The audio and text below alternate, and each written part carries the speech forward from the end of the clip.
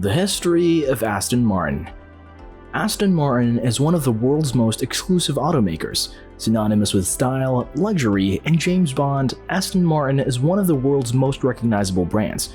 Before we continue, please don't forget to like, share, and comment on this video. Subscribe to the channel and put the notification bell on so you don't miss our next video.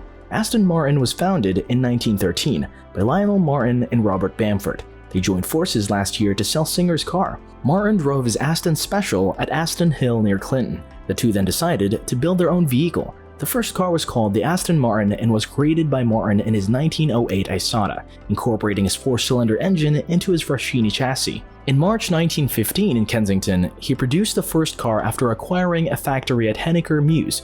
However, World War I prevented production from starting. Meanwhile, Martin joined the Admiralty and Bamford joined the British Army Service Corps. All machines were sold to his Sopwith Aviation Company. Aston Martin moved to Abingdon Road after World War I to design new cars. He left Bamford in 1920 and the company received financial support from Earl Louis Zebrowski. In 1922, they produced a car for the French Grand Prix. They set world records for speed and endurance at Brooklands. Vehicles created at this time were the Greenpeace, Razorblade, and Halford Special. About 55 cars were built for sale, one long chassis and one short chassis. Aston Martin went out of business in 1924 and was built by Dorothea of Lady Charnwood. She left it to her son John Benson, but failed again in 1925. The factory closed in 1926 and Lionel Martin left the company. In late 1926, investors such as Bell Renwick, Augustus Bertelli, and Lady Charnwood took over control of the business, renamed Aston Martin Motors, and moved to Whitehead Aircraft Limited, Hanworth, Feltham.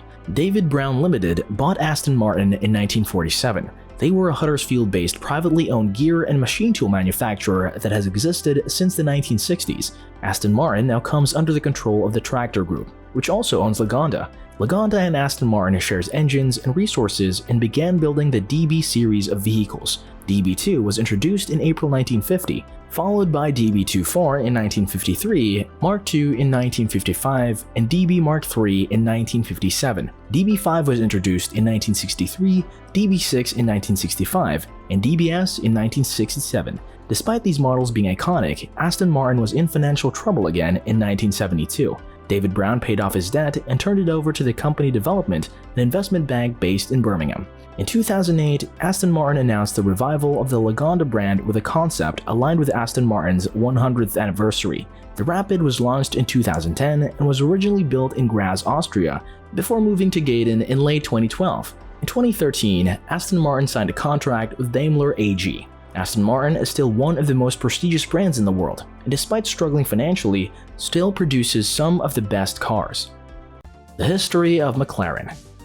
Both on and off track, McLaren has become known as one of the premier motoring companies. So where did it all start? Before we continue, please don't forget to like, share, and comment this video. Subscribe to the channel and turn the notification bell on so you don't miss our next video. McLaren is a British car manufacturer that was founded by Bruce McLaren in 1963. The New Zealand-born racer, car designer, and inventor achieved McLaren's first Grand Prix win in 1968, after the team's first F1 car, the M2B, debuted at the Monaco Grand Prix 3 years earlier in 1965. As the McLaren racing team began to see success in Formula One, it also saw success in other motorsport categories. In 1967, McLaren Racing won 5 out of 6 races in the Can-Am series. 1968 saw them win 4 of 6, and then the following year, the team won all of the 11 races of the season. 1970 saw the death of the team's founder, Bruce McLaren, when his Can-Am car crashed on the Levant Straight just before the Woodcote corner at the Goodwood Circuit in England. Despite Bruce McLaren's death, the McLaren racing team continued to see success in the Can-Am series.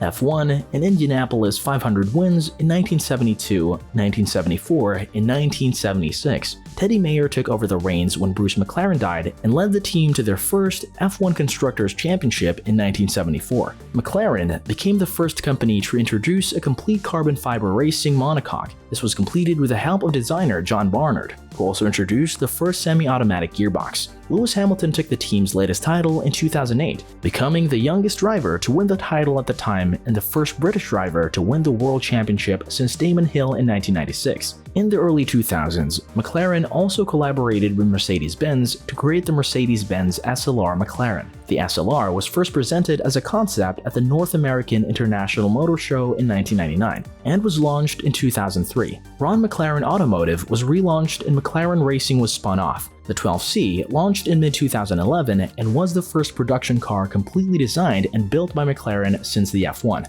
A Spider model followed in 2012. Following the success of the 12C, McLaren launched the spiritual successor to the F1 in 2013. The McLaren P1 utilized hybrid power in conjunction with Formula One tech to create one of the fastest, most powerful road cars available. The P1's main competitors came in the form of the Ferrari LaFerrari and the Porsche 918. All three shared similar performance and specs, and they all came within a second of each other around the Silverstone circuit. The 650S Coupe and Spider models came in 2014, while the Sport Series 570S and 540C made their appearance in 2015. Additionally, in 2015, McLaren launched a track version of the P1, the P1 GTR. McLaren remains one of the most exciting car and technology companies, with a rich history of success and innovation. It will be interesting to see what the future holds for the company that was founded by a Kiwi racing driver.